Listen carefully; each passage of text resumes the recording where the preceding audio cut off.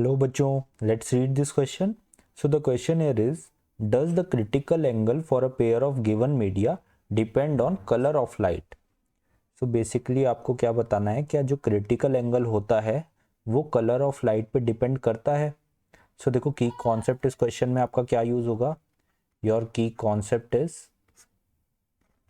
the relation between refractive index, जिसको हम mu से डिनोट करते हैं, एंड द वेवलेंथ लेमडा. आप जानते हो वेवलेंथ जो होती है हर कलर के लिए डिफरेंट होती है. ठीक है, जैसे रेड के लिए हमारी वेवलेंथ ज़्यादा होती है और वायलेट के लिए हमारी वेवलेंथ कम होती है. ठीक है, तो रिफ्रैक्टिव इंडेक्स वेवलेंथ के साथ क्या रिलेशनशिप में होता है, अगर आपको ये मालूम है तो आप क्रिटिकल एंगल की रिलेशनशिप भी बता सकते हो, क्योंकि क्रिटिकल एंगल का फॉर्मूला हमको मालूम होता है. राइट, क्रिटिकल एंगल क्या है, critical angle let's say theta c is your critical angle, तो इसका एक्सप्रेशन क्या होता है, साइन इनवर्स 1/μ होता है. अगर हम दूसरे मीडियम को एयर ले लें तो इट इज़ 1/μ. ठीक है, सो बेसिकली आपका क्रिटिकल एंगल डिपेंड किस पे कर रहा है, रिफ्रैक्टिव इंडेक्स पे. This is your refractive index. अब अगर आपके कलर के चेंज होने से, लाइट के कलर के चेंज होने से रिफ्रैक्टिव इंडेक्स पे कोई इफेक्ट पड़ रहा है, तो इसका मतलब आपका क्रिटिकल एंगल पे भी इफेक्ट पड़ रहा है. ठीक है, और रिफ्रैक्टिव इंडेक्स बाय डेफिनेशन होता क्या है, refractive index is equals to c by we.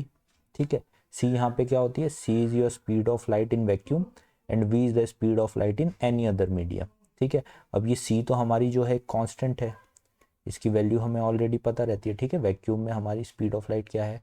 अब जैसे जैसे आप नीचे कोई भी मीडियम चेंज करोगे तो ये आपकी v जो है वो चेंज होती रहेगी. ठीक है, अब v के लिए हमारा क्या फॉर्मूला है, velocity of light in any medium is equals to, it is lambda into mu. This is your frequency into wavelength. Right, तो आप यहाँ पे बेसिकली देख सकते हो कि आपकी फ्रीक्वेंसी जो है वो तो कांस्टेंट रहती है, लेकिन जैसे जैसे आपकी लाइट को आप चेंज करोगे कलर, तो आपकी वेवलेंथ जो है चेंज होती रहेगी, और वेवलेंथ चेंज होगी तो आपकी स्पीड ऑफ लाइट भी चेंज होगी उस मीडियम में.